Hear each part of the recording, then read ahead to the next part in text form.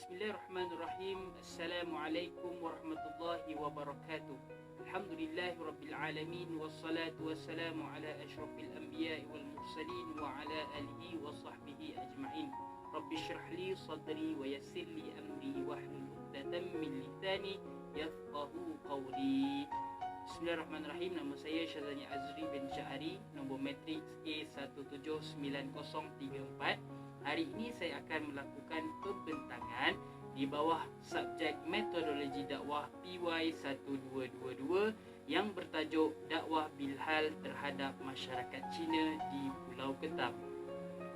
Sebagai pendahuluan, mari kita perkenalan apakah yang dimaksudkan dengan dakwah bilhal. Dakwah bilhal berasal daripada dua suku kata pinjaman bahasa Arab, iaitu dakwah dan al-hal. Menurut Kamus Dewan edisi kedua, dakwah membawa maksud penyebaran ajaran sesuatu agama, manakala al-hal merupakan perihal, sebab, tentang dan kejadian. Oleh itu, dakwah bilhal dapat ditakrifkan sebagai menyeru manusia ke arah kebaikan dengan menggunakan perbuatan dan keadaan yang nyata. Seterusnya, mari kita pergi ke pengenalan masyarakat Cina di Pulau Ketam. Pulau Ketam ini merupakan sebuah pulau kecil yang berdekatan dengan Pelabuhan Kelang, Selangor. Pulau kecil ini diasaskan oleh masyarakat Cina sejak tahun 1880. Masyarakat Cina mendominasi populasi penduduk di Pulau Ketam. Seterusnya kita beralih kepada objektif dakwah bilhal. Tidak dinafikan bahawa perkembangan dakwah di Malaysia ini berkembang dengan luas dengan pelbagai metod yang sering dilakukan oleh pendakwah pada masa kini.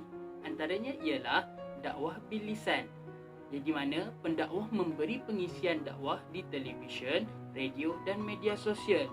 Selain itu, dakwah bil kitabah, pendakwah memberi pengisian dakwah melalui penulisan artikel dan buku ilmiah yang berkonsepkan dakwah.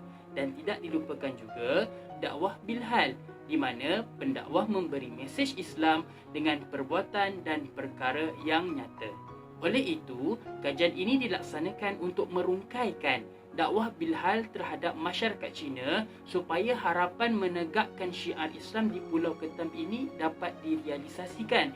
Hal ini kerana terdapat satu pepatah Arab yang mengatakan lisan al-hal afsan min lisan al-maqal, yang bermaksud kata-kata realiti iaitu perbuatan lebih baik daripada kata-kata yang diucapkan. Kemudian kita pergi ke realiti dakwah bilhal terhadap masyarakat Cina di Pulau Ketam. Seperti mana yang saya maklumkan tadi, terdapat pelbagai cara yang telah dilaksanakan oleh para pendakwah pada masa kini. Namun keberjayaannya tidak mencapai tahap yang memuaskan. Hal ini kerana terdapat satu kelemahan yang perlu diperbaiki oleh golongan pendakwah, iaitu pendakwah tidak mengenali masyarakat Cina dengan sebaiknya. Oleh itu, kita kena mengenali siapakah sasaran dakwah kita. Baik, berdasarkan kajian ini, menurut Anwar Sam mengatakan masyarakat Cina ini merupakan masyarakat yang sering membuat penilaian dan perbandingan sebelum mereka membuat sesuatu keputusan. Kajian sebelum ini menyatakan bahawa tugas dakwah bilhal ini adalah tanggungjawab setiap Muslim. Tentangan dan cabaran itu pasti wujud. Maka sebagai seorang pendakwah, kita perlu mencari penyelesaian agar dakwah bilhal ini tetap dilaksanakan. Maka, kajian ini saya simpulkan terdapat beberapa usaha dakwah bilhal terhadap masyarakat Cina di Pulau Ketam yang telah dilaksanakan oleh para pendakwah. Antaranya, yang pertama iaitu melalui tingkah laku, yang kedua melalui khidmat dan yang ketiga melalui prasarana. Seterusnya, saya menyatakan cabaran dan tentangan dakwah bilhal terhadap masyarakat Cina. Antaranya ialah pertama, cabaran persepsi terhadap etnik dan bangsa. Yang kedua, cabaran pengaruh media massa. Dan yang ketiga, pengaruh budaya masyarakat.